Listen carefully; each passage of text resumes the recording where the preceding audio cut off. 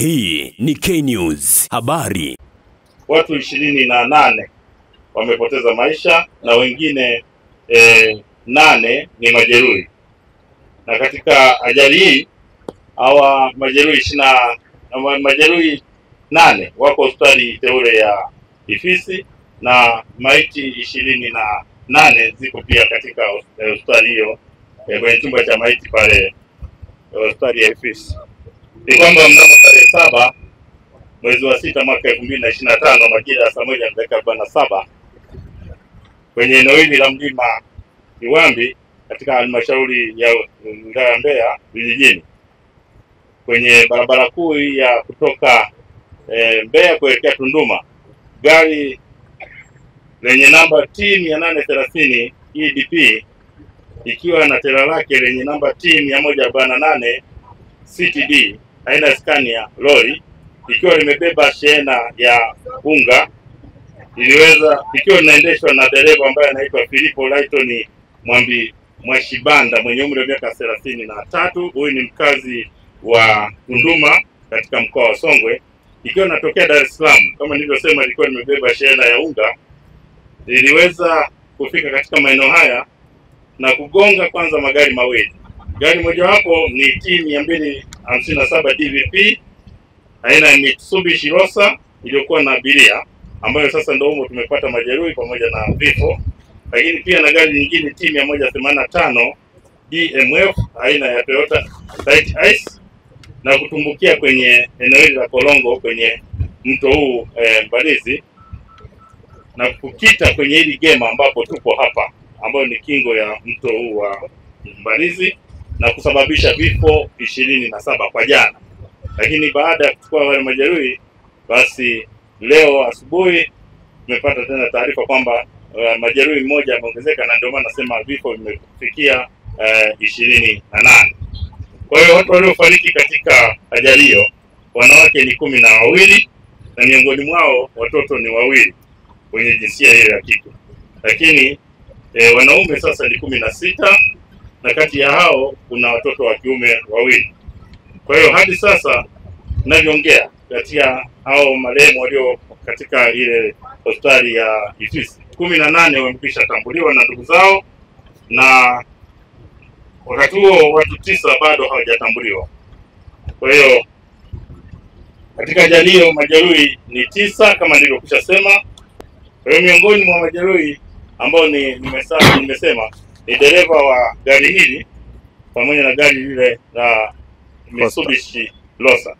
Kwa hiyo majeruhi ni Baraka Samuel Mgala miaka 35 mkazi wa Mbalizi, aliyekuwa dereva katika gari namba T257 DVP Mitsubishi Rosa, ambaye ameumia miguu yote miwili, mbavuni pamoja na kichwani.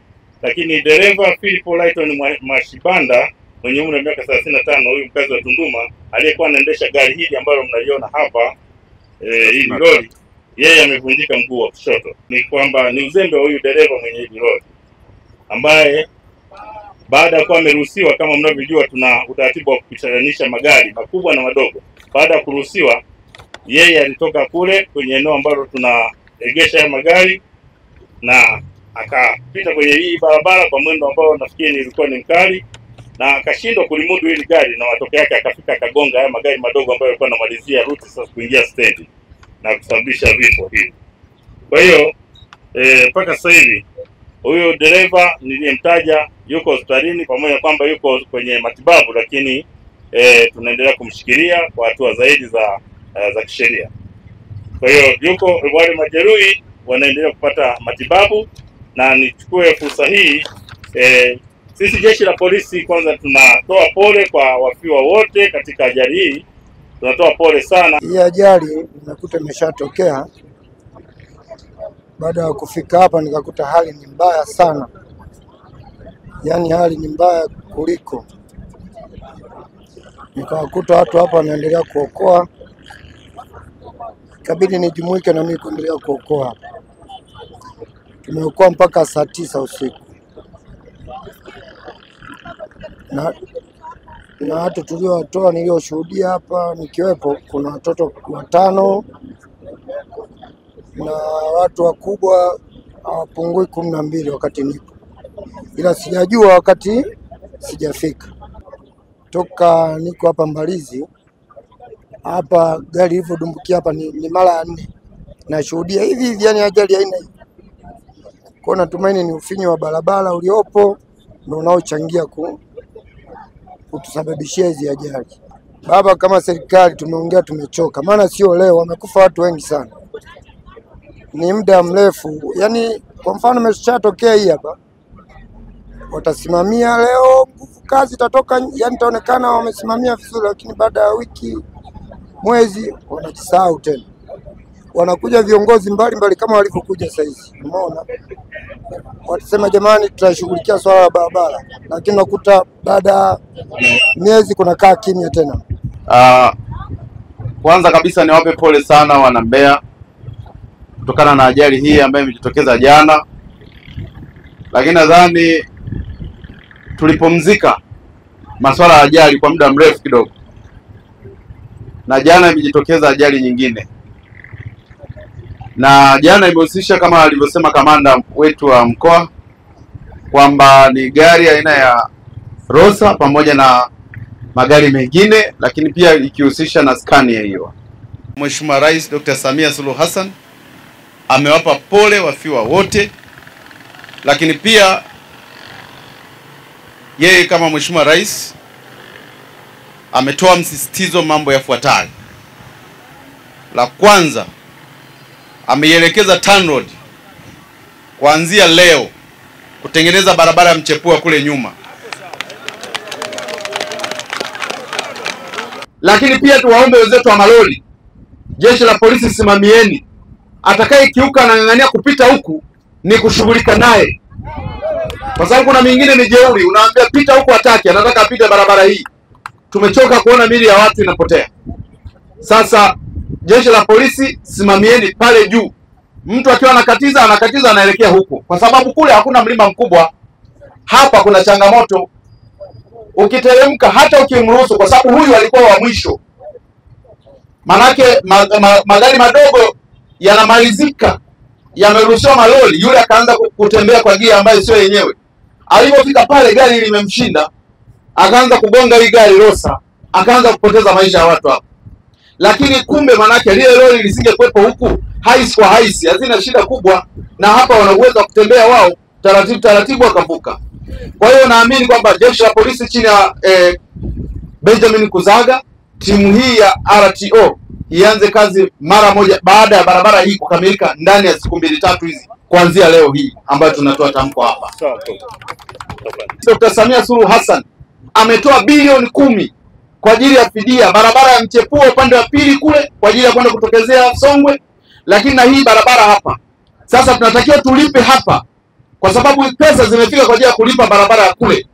Lakini kwa dharura ya hapa, kwa sababu tunadai karibu bilioni 3, naelekeza kwamba tutaongea na chief wa TANROADS, bilioni 3 tulipe hapa ili tuanze kutengeneza kwanza hapa. Alafu hizo bilioni zingine tutaenda kulipa upande wa huko nyuma, tutaendelea na kule tutaongezea baadaye. Tumeelewana ndugu zangu? Tumeelewana? Kwa hiyo kwa kweli tuendelee kumwombea Mheshimiwa Rais wetu Dr. Samia Suluhu Hassan kwa mapenzi mema alionayo kwa wana Mbeya na Watanzania wote kwa ujumla. Baada ya kusema hayo, sisi tunaondoka sasa hivi, tunakwenda kuwaona wenzetu waliopata majeraha, lakini pia kwenda kuona, na niwaombe wananchi wale ambao hawajatambulika ndugu zao waendelee kwenda pale hospitali ya Ifisi ili tuweze kuwatambua ndugu zetu. Jambo lingine, niwashukuru sana ndugu yetu Nginga kwa kujitoa hapa, vifaa vyake bure kabisa. Tumeanza kupokea majeruhi mida kama ya 1:30 kuelekea saa 2. Kwa bahati mbaya, jumla ya watu waliopata ajali waliofariki ni wengi zaidi kuliko hata majeruhi ambao tumewapata. Mpaka sasa jumla tumepokea maiti 27, ambapo katika hizo maiti 27 wanaume ni 17 na wanawake ni 10, lakini katika hao wote watoto ni 4. Na wote wamefika wakiwa wameshafariki, isipokuwa mmoja tu alifika akiwa mahututi, baadaye ndo akafariki. Lakini majeruhi tulionao mpaka sasa tuna majeruhi 9, ambapo 2 ni wanawake na 7 ni wanaume. lakini katika hawa 9 mmoja ni mtoto wa miaka 13 ambaye yuko vizuri, tunamshukuru Mungu anaendelea vizuri. Lakini kwa ujumla wake hawa wote 9, 2 ndio walikuwa na hali mbaya zaidi kuliko wote ambao tulilazimika kuingia nao theater. Hii ni K News habari.